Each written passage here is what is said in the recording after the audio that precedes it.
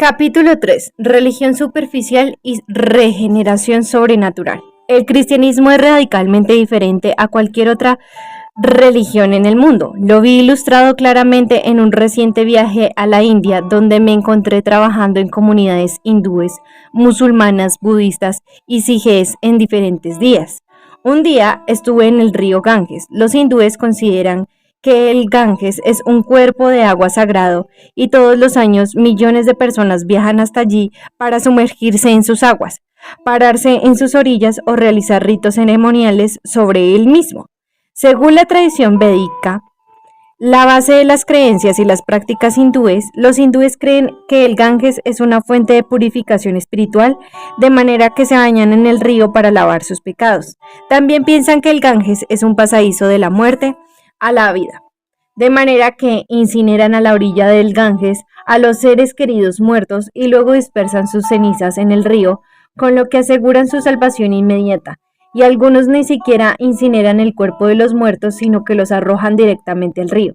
Cuando los hombres y las mujeres se van del río, llevan a los pueblos o a ciudades donde viven pequeñas cantidades de agua para sus rituales. El hinduismo prescribe una serie de rituales para diferentes dioses y los hindúes creen que el camino para la remisión de los pecados y la liberación del ciclo de la vida y la muerte se allana con los homenajes al Ganges, más específicamente a la diosa Ganga, representada por el río. Otro día, en un lugar diferente de la región, oí los llamados a rezar por los altoparlantes en 5 horas diferentes del día. Los musulmanes respondían asistiendo a las mezquitas y completando una serie de oraciones que incluían inclinarse con las manos sobre las rodillas, postrar el rostro en el suelo y luego ponerse de pie. Según las palabras de Mahoma en el Corán, los musulmanes deben realizar estos rezos necesarios para honrar a Alá en los horarios prescritos, con procedimientos prescritos y bajo condiciones prescritas. Otro día visitamos un centro de formación de budistas tibetanos. Más de 500 monjes budistas viven en la propiedad y además del monasterio cuenta una biblioteca, una escuela y 2 grandes templos. En todas las partes se veían adoradores arrodillados frente a estatuas de oro y piedra. Las personas caminaban en círculos recitando mantras y haciendo girar ruedas de plegaria. Por las enseñanzas de Buda, estos monjes creen que deben seguir un camino de 8 partes que consiste en visión correcta, intención correcta, habla correcta, acción correcta, medio de vida correcto, esfuerzo correcto, atención correcta, meditación correcta. Si un monje está dispuesto a seguir este camino lento y difícil hacia la salvación, está seguro que experimentará finalmente el nirvana, que incluye la liberación de todo deseo y sufrimiento. Pregunté a uno de los monjes por qué hacía todo lo que hacía. Porque quiero hallar descanso y paz, me respondió. ¿Cómo encontrará paz y descanso?, pregunté. No lo sé, todavía estoy buscando, fue su respuesta. La última noche en India pasamos tiempo en una comunidad sikh, donde la gente se estaba reuniendo para honrar las enseñanzas tradiciones de los 10 gurúes que establecieron y definieron el sikhismo.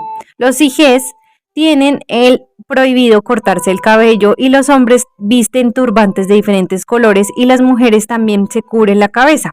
En el interior del templo se inclinaban ante las escrituras sijes conocidas como Guru Granth Sahib.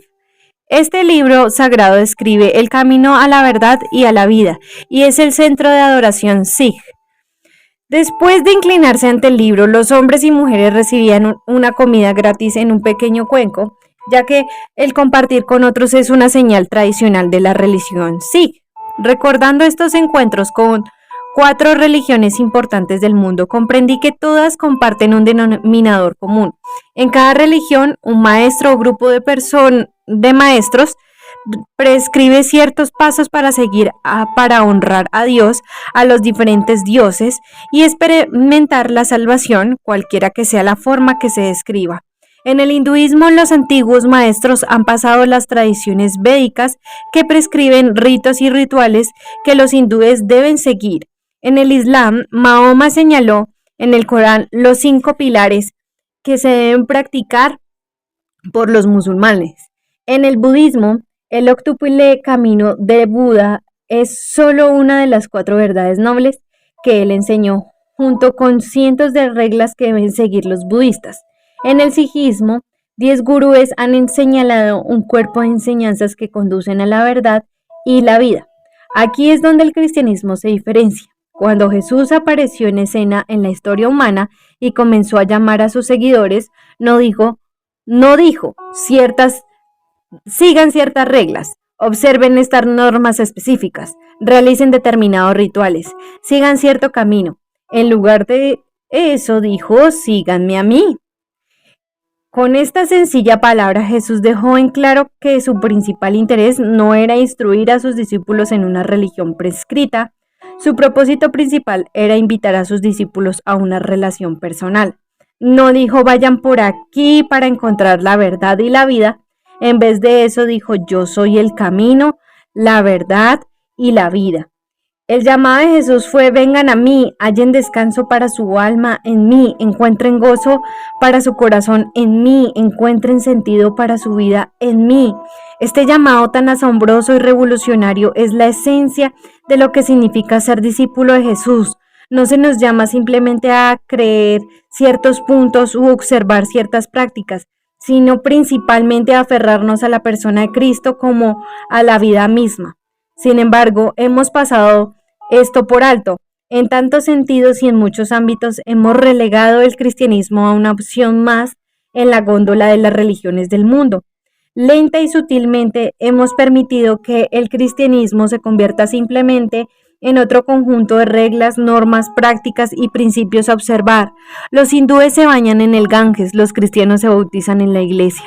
Los musulmanes adoran el viernes. Los cristianos lo hacen el domingo, los budistas recitan mantras, los cristianos cantan coros, los sijes leen su libro sagrado y comparten con los necesitados, los cristianos leen su Biblia y dan su ofrenda para los pobres. No me malinterpreten, no estoy diciendo en absoluto que no debemos bautizarnos, cantar, adorar, leer la Biblia o dar a los pobres. Lo que estoy diciendo es que si no tenemos cuidado, cualquiera de nosotros puede hacer todas estas cosas totalmente aparte de Jesús. El peso de las reglas. Pensemos con quién estaba hablando Jesús cuando dijo, sígueme. Estos pescadores galileos estaban rodeados de una clase dirigente religiosa atada por las reglas y las normas.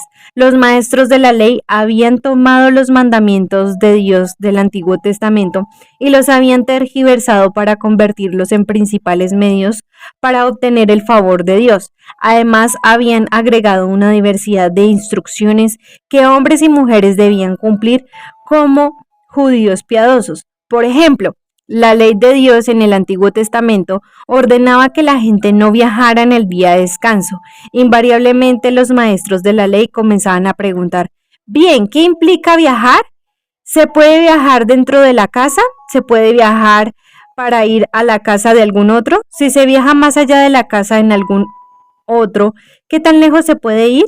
En respuesta, estos maestros establecían una nueva ley que decía se puede viajar hasta 1000 metros de la casa en el día de descanso. Una excepción de esto sería si tienes comida para comer en el día de descanso y está dentro de 1000 metros de tu casa.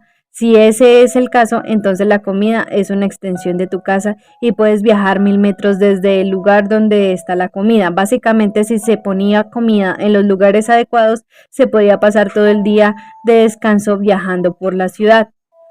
De manera similar, la ley establecía que no se podía llevar una carga en el día de descanso. No obstante, los maestros preguntaban, ¿qué se considera una carga?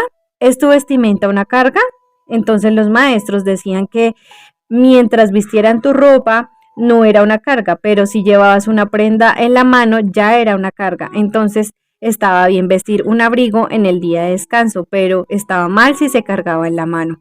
El autor dice, los sastres no llevaban consigo una aguja en el día de descanso por temor a verse tentados a arreglar un manto y así realizar un trabajo. No se podía comprar ni vender nada, tampoco se podía teñir ni lavar una prenda de vestir. No se podía arrastrar una silla por temor a dejar una marca en la tierra. y una mujer no debía mirarse al espejo para evitar la tentación de arrancar alguna cana que se viera en él mismo. Además de tales reglamentos para el día de descanso, todo tipo de otras reglas dominaban la vida en la época de los discípulos de Jesús. Ese trasfondo vuelve mucho más refrescantes las palabras de Jesús en Mateo 1:11. Vengan a mí todos los que están cansados y llevan cargas pesadas, y yo les daré descanso. Pónganse mi yugo, déjenme enseñarles, porque yo soy humilde y tierno de corazón, y encontrarán descanso para el alma. Estas palabras de Jesús resuenan tiernamente en un mundo donde todos los demás maestros religiosos dicen: esfuércense más, trabajen duro, hagan más y sean mejores. Está claro que no necesitamos más reglas para merecer la salvación. Ya hemos visto que nuestra vida está llena de pecado y no podemos salvarnos a nosotros mismos.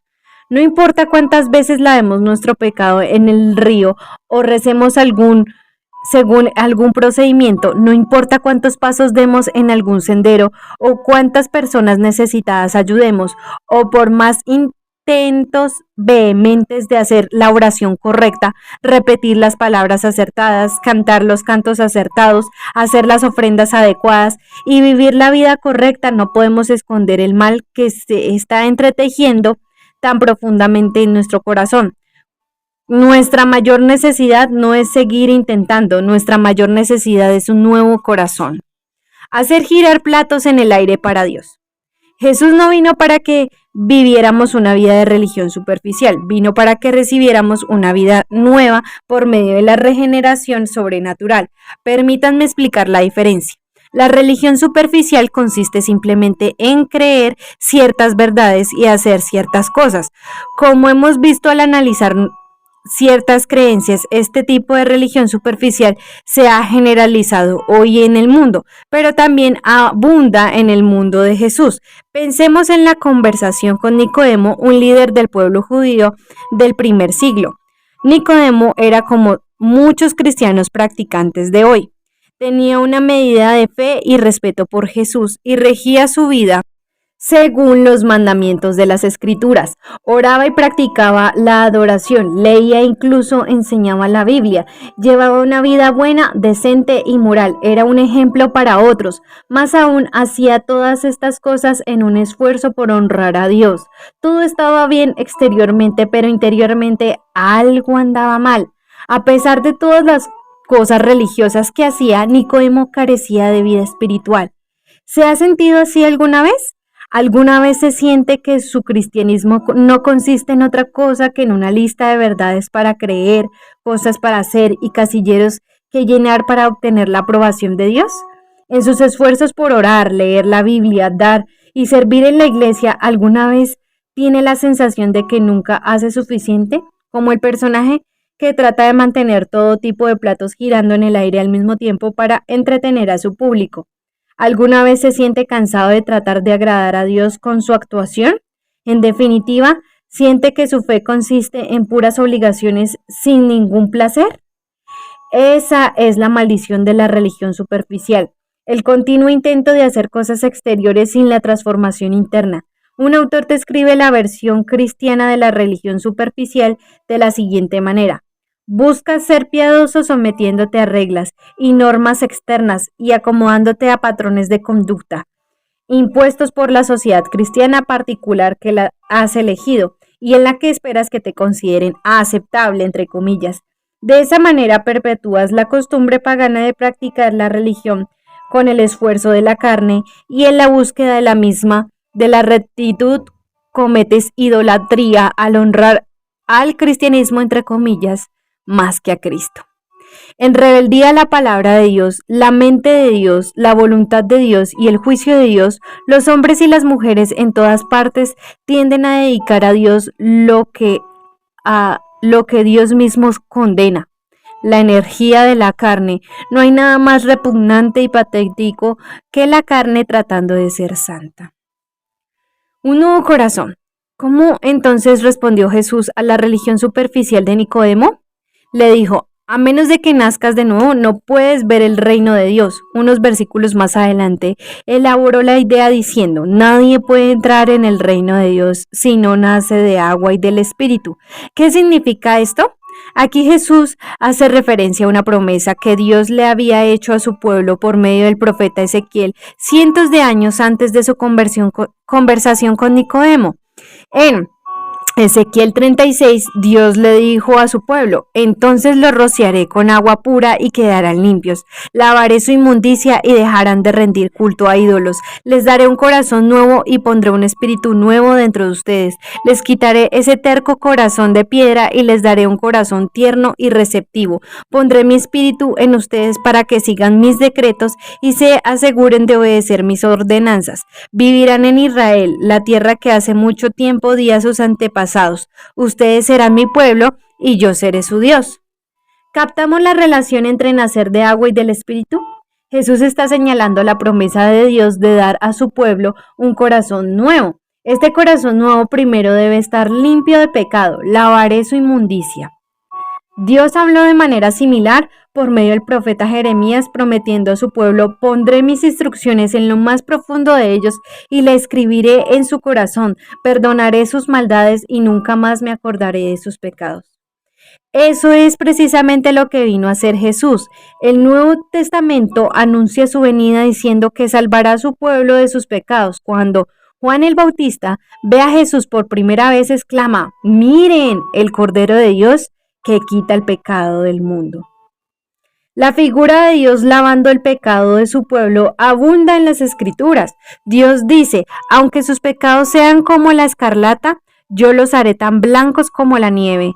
David ora diciendo, lávame de la culpa hasta que quede limpio y purifícame de mis pecados. Estas figuras del Antiguo Testamento proveen un anticipo del perdón que finalmente viene por medio de Cristo en el Nuevo Testamento. Hablando con personas cuya vida estaba cargada de pecado, Pablo dice, fueron limpiados, fueron hechos santos, fueron hechos justos ante Dios al invocar el nombre del Señor Jesucristo por el Espíritu de nuestro Señor, nuestro Dios. Juan escribe, si confesamos nuestros pecados a Dios, Él es fiel y justo para perdonar nuestros pecados y limpiarnos de toda maldad. Esa limpieza es un regalo de Dios que no se basa en absoluto en nuestro mérito, sino en la misericordia de Dios. En palabras de Pablo, cuando Dios, nuestro Salvador, dio a conocer su bondad y amor, Él nos salvó no por acciones justas que nosotros habíamos hecho, sino por su misericordia. Nos lavó quitando nuestros pecados y nos dio un nacimiento, vida nueva por medio del Espíritu Santo. El claro mensaje de la Biblia es que no hay nada que podamos hacer para que nuestro corazón esté limpio delante de un Dios santo. Podemos trabajar duro, orar fervientemente, dar extravagantemente y amar sacrificialmente, pero nuestro corazón seguirá teñido de pecado. Es por eso que la Biblia enseña que la fe en Cristo es el único camino a la salvación del pecado. La fe es en el antitrabajo, es la conciencia de que no hay nada que pueda hacer salvo confiar en lo que había ya sido hecho en la vida, la muerte y la resurrección de Jesús. La fe es la comprensión de obtener el regalo de Dios, jamás dependerá de nuestro desempeño frente a Él. Por el contrario, el hecho de que Dios se complazca en nosotros se basa siempre en el desempeño de Cristo por nosotros. Para cada hindú en el río Ganges, hasta cada lector de este libro, la invitación es clara. Ven a Cristo y Él limpiará tu corazón. Escucha la revolucionaria verdad del Evangelio. No necesitamos trabajar para lavar nuestro pecado. Al abandonar el pecado y confiar en Jesús, recibimos un corazón nuevo y limpio, y Dios en su gracia no vuelve a recordar nuestro pecado. Ningún registro. Una vez escuché la historia de un inglés que compró un Rolls Royce. La publicidad afirmaba que jamás fallaría. Este hombre compró el coche a un precio muy alto y un día lo estaba conduciendo cuando, para su sorpresa, dejó de andar. Estaba lejos del centro, de manera que llamó a la agencia de Rolls Royce y dijo, amigo, ¿conoce el coche que nunca falla? Bueno, dejó de andar. Enviaron inmediatamente a un mecánico de Rolls Royce. por helicóptero al lugar donde estaba detenido el vehículo, el coche quedó reparado y el dueño siguió viaje. Naturalmente el hombre esperaba recibir una cuenta de Rolls-Royce. Estaba claro que la provisión de este servicio les habría costado caro. No es frecuente que un mecánico vuele hasta donde uno tiene el auto descompuesto y quería liquidar cuanto antes la deuda. De esta manera, cuando unas semanas más tarde la cuenta no había llegado, el hombre telefonó a Rolls-Royce y dijo: quiero pagar la cuenta por la reparación del coche, quiero terminar con este asunto. Rolls-Royce le respondieron: señor, lo lamentamos enormemente, pero no tenemos en absolutamente ningún registro de que su vehículo haya tenido algún problema. Pensemos en esta maravilla. A todo el que viene a Cristo y recibe un corazón nuevo, el Dios del universo lo mira y dice: no tengo absolutamente ningún registro de que algo haya andado mal en su vida. Nuestra mayor necesidad. Esta es la buena noticia del reino y satisface la mayor necesidad de nuestra vida. Por medio de Jesús, Dios perdona nuestro pecado y nos reconcilia con Él. Sin embargo, si no tenemos cuidado, podemos dejar de lado esta buena noticia de Dios e ignorar pues nuestra mayor necesidad. Hoy en todo el mundo la gente identifica el Evangelio de Jesucristo con la sanidad física y la prosperidad material. Vengan a Jesús, dicen, y recibirán una recompensa material. Pero esta no es la esencia del Evangelio. Sí, Jesús puede sanar las enfermedades físicas, también tiene autoridad sobre las enfermedades dolorosas, pero ese no es el mensaje central de Cristo. No vamos por toda América diciendo: confíen en Cristo y se irá el cáncer. No vamos por el África declarando: confíen en Cristo y ya no habrá más SIDA. No vamos por ninguna parte exclamando: confíen en Cristo y atraerán la salud y la riqueza. Esa no es la buena noticia de Cristo, porque la buena noticia de Cristo es mucho más que eso. No es que Jesús lo sanará de todas sus enfermedades ahora mismo, sino que finalmente que Jesús le perdonará todos sus pecados para siempre. La buena noticia de Cristo no es que si reúne suficiente fe en Jesús podrá recibir recompensa física y material aquí en la tierra. La buena noticia de Cristo es que si tiene fe de un niño en Jesús, será reconciliado con Dios por toda la eternidad. No debemos ser como el paralítico y sus amigos de Mateo 9, que se acercaron a Jesús como si fuera un milagrero, como si fuera apenas capaz de resolver sus necesidades físicas inmediatas. Para sorpresa de ellos, que esperaban que Jesús sanara físicamente al amigo, la primera respuesta de Jesús fue: ánimo, hijo mío, tus pecados son perdonados. Con estas palabras dejó en claro que la verdadera prioridad de su venida no era simplemente aliviar el sufrimiento, sino cortar la raíz del sufrimiento, el pecado. Esa es nuestra mayor necesidad. Mi suegra luchó por muchos años con diabetes, cáncer de mama, neuropatía, una enfermedad degenerativa de los ojos, cirugía de las manos y dolor en los pies. En medio de todo esto, ella hubiera dicho que era cristiana, creía en Jesús y llevaba una vida decente, amable, buena y generosa. Sin embargo, era tal como Nicodemo, aunque conocía la verdad acerca de Jesús, necesitaba nacer de nuevo. Luego un día todo cambió. Por primera vez mi suegra reconoció su profunda necesidad de la gracia de Dios en Cristo. Se volvió a sí misma de su pecado y confió en Jesús como Señor de su vida. Dios, en su misericordia, le dio un corazón nuevo, limpio de pecado y lleno de confianza en Él. No obstante, a la vez de que obviamente experimentaba la regeneración espiritual, sufría mayor degeneración física. Comenzaron a fallarle los riñones y tuvo que ser internada en varias oportunidades. Luego una noche de repente sufrió una hemorragia cerebral y falleció. ¿Qué pasó entonces? ¿Le falló Jesús en su momento de mayor necesidad? En absoluto. En realidad Jesús ya la había sanado en el punto de su mayor necesidad y ella sabía que podía confiar en Él.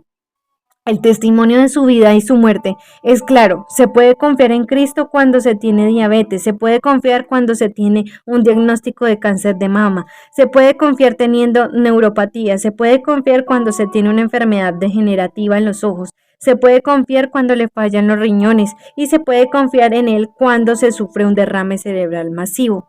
porque en medio de todo esto uno sabe que Jesús ha suplido la necesidad más profunda del corazón, uno sabe que ha sido limpiado de todo su pecado y no hay nada que temer delante de él, uno sabe que cuando su cuerpo ya no da más, respira por última vez y su corazón deja de latir, no tiene de qué preocuparse porque ha unido su vida al hombre que venció la muerte, el único que venció al pecado, que es la raíz de todo sufrimiento, y entonces uno puede decir con las escrituras: oh muerte, ¿dónde está tu victoria? Oh muerte, ¿dónde está tu aguijón? Pues el pecado es el aguijón que termina en muerte, y la ley le da al pecado su poder, pero gracias a Dios, Él nos da la victoria sobre el pecado y la muerte por medio de nuestro Señor Jesucristo. El perdón es el mejor regalo de Dios porque satisface nuestra mayor necesidad. Necesitamos ser limpiados del pecado más de lo que necesitamos ser sanados del cáncer. Necesitamos que se olvide nuestro pecado más de lo que necesitamos que se extraiga un tumor. Eso es precisamente lo que Jesús hace al darnos un corazón nuevo, limpio de pecado, que nos libera del temor ahora y para siempre. Un espíritu nuevo. Sin embargo, el cristianismo no se detiene aquí. Con frecuencia ponemos un punto aparte y aquí damos por sentado la esencia de la vida cristiana, es haber sido perdonados de nuestro pecado. Muchos que profesan ser cristianos se quedan estancados aquí creyendo que Jesús los ha limpiado de su pecado, pero sin experimentar el cambio verdadero, auténtico, real y radical en su vida. Sin embargo, no debe ser así, ya que hay más en la promesa de Dios en Ezequiel.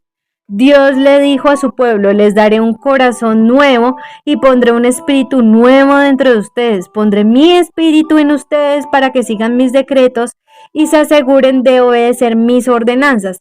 A la luz de esto, Jesús le dijo a Nicodemo que nacer de nuevo significa nacer de agua y del espíritu. El significado que hay detrás de estas palabras es impresionante. Cuando usted viene a Jesús, Él no solo limpia su pecado, sino que también lo llena de su espíritu cristiano. Debemos percibir la magnitud de esto. Cuando vinimos a Jesús, Él pone la fuente de su vida en el centro de la nuestra. Este es el núcleo del llamado de Jesús a seguirlo. Cuando una persona se hace cristiana, muere y Jesús se convierte en su vida.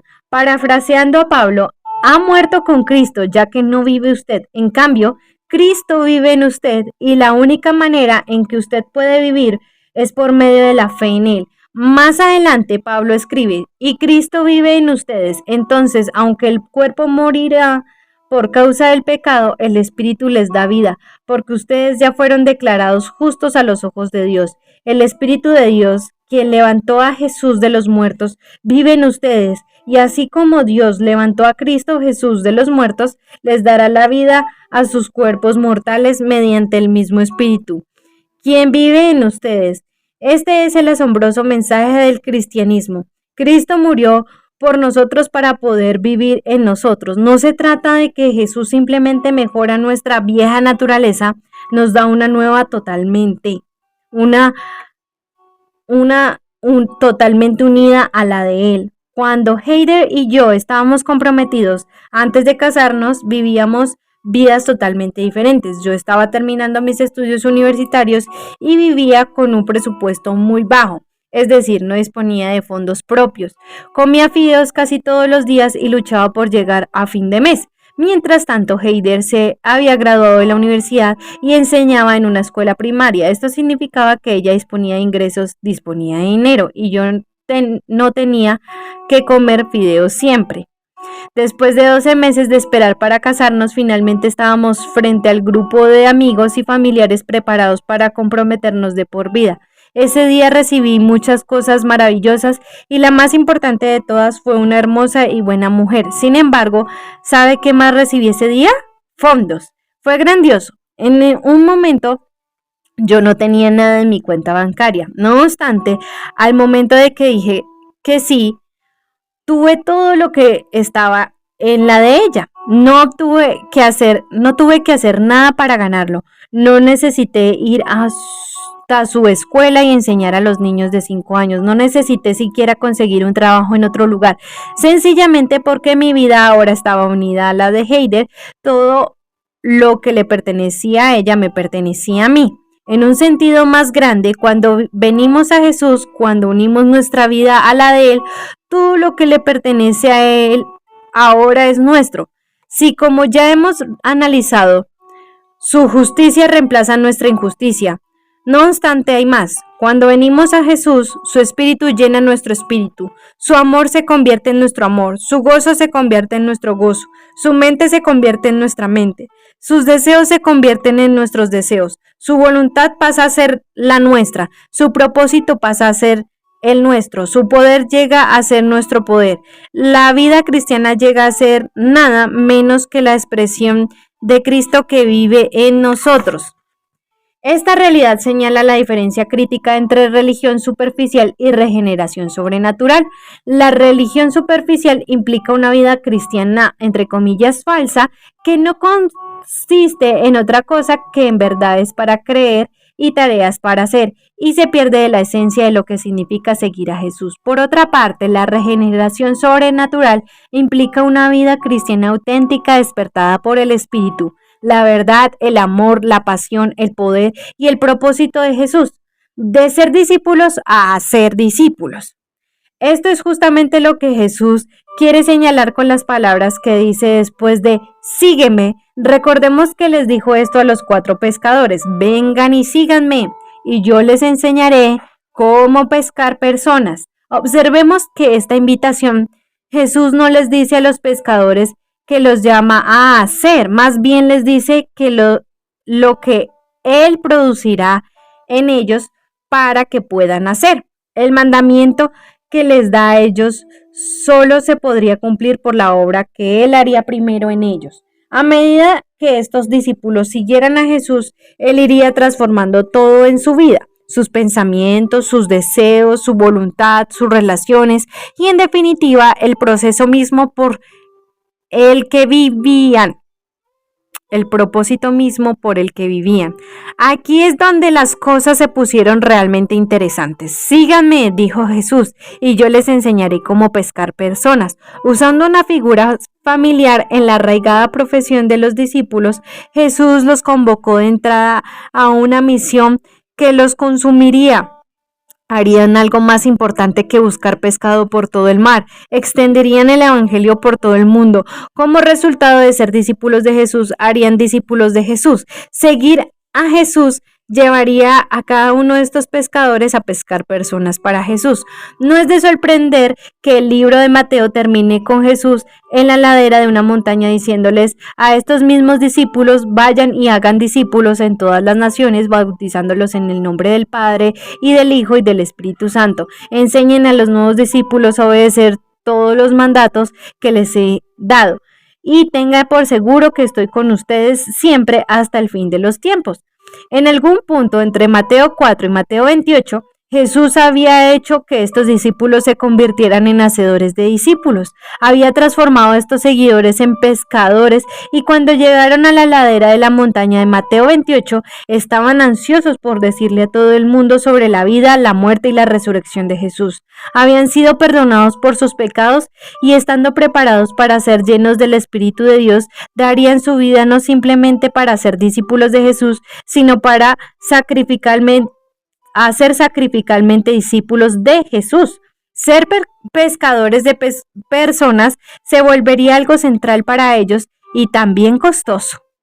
Pedro predicó el evangelio a miles en Pentecostés y después a multitudes porque no se callaba. La tradición dice, como ya hemos visto, que fue crucificado cabeza abajo. Tradiciones similares dicen que Andrés fue crucificado cuando predicaba el evangelio en Grecia. Judas, no el Iscariote, fue apaleado hasta la muerte por ministrar cerca de la actual Turquía. Tomás fue atravesado con una lanza en su costado cuando hacía discípulos en la India. Santiago fue decapitado, Felipe fue apedreado y Mateo fue quemado en una hoguera, todo por predicar el evangelio. Como resultado de ser discípulos de Jesús, cada uno de estos hombres dio literalmente su vida para ser discípulo de él. Está claro que el desborde de transformación en estos discípulos se multiplicó a través de ellos. Cuando Jesús transformó sus mentes, se convirtieron de que la gente necesitaba escuchar el Evangelio. Se convencieron de que la gente necesitaba escuchar el Evangelio. Cuando Jesús transformó sus deseos, anhelaron que la gente escuchara el Evangelio. Cuando Jesús transformó su voluntad, se sintieron urgidos a dar su vida proclamando el Evangelio. Cuando Jesús transformó sus relaciones, amaban a la gente lo suficiente como para compartir con ella el Evangelio. Aunque les costara todo lo que tenían, Jesús había transformado su propósito de sus vidas. Cada uno de los discípulos se comprometió sacrificialmente a ser discípulos y el curso de su vida nunca volvió a ser el mismo. Todo esto hace que me pregunte, ¿qué nos falta? Cuando miro la iglesia actual parece como si hubiéramos tomado el costoso mandato de Cristo de ir, bautizar y enseñar a todas las naciones y lo hubiéramos cambiado por un cómodo llamado a los cristianos a venir a bautizarse y sentarse en un banco de la iglesia. Si preguntamos a los cristianos individualmente qué significa en la práctica ser discípulos hoy, probablemente recibiremos pensamientos confusos, respuestas ambiguas y probablemente también algunas miradas en blanco. Es como si nos hubieran eximido unos a otros de cualquier responsabilidad personal de pescar personas y estoy convencido de que la mayoría de los que profesan ser cristianos no diría que su propósito en esta vida es hacer discípulos de Jesús en todas las naciones. De hecho, la mayoría se echaría atrás ante la idea y algunos lectores podrían inclusive sentirse tentados a cerrar este libro a estas alturas por haber expuesto esta idea. Ya no es para mí, podría pensar usted. Sin embargo, por favor, no cierre el libro. Pensemos juntos. Según la Biblia, ¿acaso no es cierto que cada discípulo de Jesús debería ser discípulos de Jesús? Desde el comienzo mismo del cristianismo, ¿no es verdad que seguir a Jesús siempre implicó pescar personas para Él? ¿No le parece que estos primeros discípulos de Jesús hacían discípulos porque querían hacerlo, no porque tuvieran la obligación de hacerlo? Algunos primeros discípulos en la montaña de Mateo 28 no tenían que ser engatusados para ser discípulos, estaban urgidos sobrenaturalmente para hacerlo. Ni siquiera la muerte podría frenarlos de obedecer este mandamiento. Entonces, ¿qué nos impide obedecer este mandamiento hoy? Me refiero a cada uno de nosotros. ¿Por qué hay tantos supuestos cristianos participando marginalmente de la iglesia o incluso tal vez involucrados en la maquinaria de la iglesia, pero no están dando su vida incondicionalmente, apasionadamente, sacrificialmente y gozosamente para ser discípulos en todas las naciones?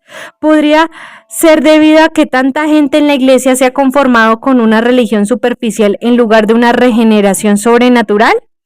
Desborde sobrenatural. Si el cristianismo consiste simplemente en una lista de cosas para hacer o no hacer diligentemente, además de principios que hay que creer y prácticas que hay que observar, muchas de los cuales son similares en cualquiera de otra religión, entonces no tenemos mucho para compartir con el mundo. ¿Por qué hacerse cristiano si el Islam y el hinduismo parecen casi iguales?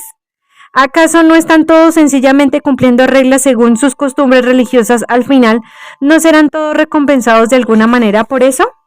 Además, si ser cristiano es simplemente cuestión de una religión superficial, entonces no habrá persuasión alguna que nos convenza a dejar nuestra zona de comodidad, alterar nuestras prioridades, sacrificar nuestras posesiones y arriesgar nuestra reputación e incluso potencialmente perder nuestra vida por compartir a Cristo con otros.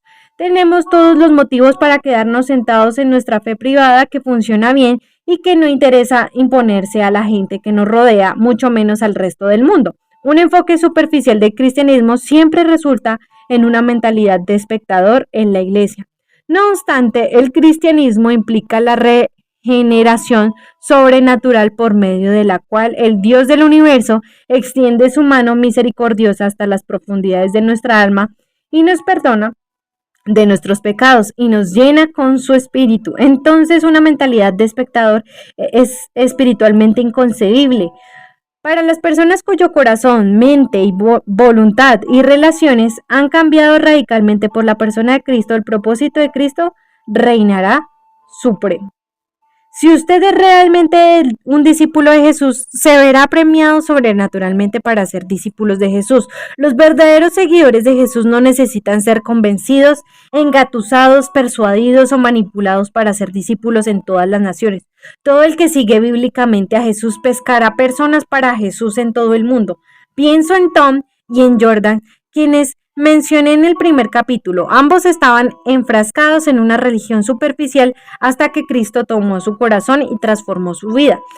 No bien experimentó el nuevo nacimiento, Tom comenzó a usar su vida para llevar a otros a Cristo. Inició estudios bíblicos en su lugar de trabajo. Él y su esposa comenzaron a invertir su vida en ayudar a otras parejas a creer en Cristo, a crecer en Cristo. En los años que siguieron a su salvación, ha extendido el Evangelio en Brigham, América del Sur, Europa del Este y el Medio Oriente. De igual manera, luego de su salvación, Jordan comprometió su vida a ser discípulos en el campus de la universidad. Luego pasó unos meses en África Occidental compartiendo el Evangelio en una ciudad de 90,000 habitantes, de los cuales 99,8% son musulmanes. Después de graduarse, se casó y se mudó con su esposo en un área urbana de bajo nivel de ingresos y alto índice de criminalidad para proclamar y vivir el Evangelio allí. Pienso que Abdi, un médico que vive en la isla menos evangelizada del mundo, Abdi proviene de una familia musulmana muy acaudalada y extremadamente devota. Había peregrinado a la Meca 7 veces, pero por la gracia de Dios, a través de su profesión médica, conoció a misioneros cristianos que compartieron el Evangelio con él. Al oír de Cristo, Abdi experimentó una paz que lo había eludido toda su vida en el Islam. Sabiendo que el precio sería alto, Abdi se convirtió en seguidor de Jesús. No bien lo supieron en su familia, lo ataron y lo golpearon. Su esposa lo abandonó, lo mismo que sus hijos. Perdió su consultorio médico y hoy vive bajo la constante amenaza de muerte por parte del clan familiar. Sin embargo, nada puede detener a Abdi de hacer discípulos de Jesús. Después de su conversión, Abdi le ha pedido a Dios que lo utilizara para compartir el Evangelio con 1,000 personas durante su primer año como cristiano. Al final de su primer año, Dios le había dado la oportunidad de compartir la buena noticia de la gracia de Dios en Cristo con más de 4,000 personas. También pienso en Sanja, en la India, una madre pobre con 2 niñas. Cuando quedó embarazada de su segunda hija, su esposo la abandonó porque no quiso tener que pagar el precio necesario para que sus hijas se casaran cuando fueran mayores. Avergonzada, Sanja se vio obligada a volver a vivir con sus padres. Habiendo pasado toda su vida como hindú, se sorprendió al descubrir una iglesia que se interesaba en mujeres embarazadas en su comunidad. Gracias al trato con los miembros de la iglesia, Sanja pudo ser del inagotable amor de Dios, supo del inagotable amor de Dios en Cristo. Aunque esto le causaría todavía más vergüenza en su comunidad, se arrepintió de su pecado y confió en Jesús. Ahora ayuda en el servicio de su iglesia a otras mujeres embarazadas y comparte el Evangelio con cada hindú que conoce.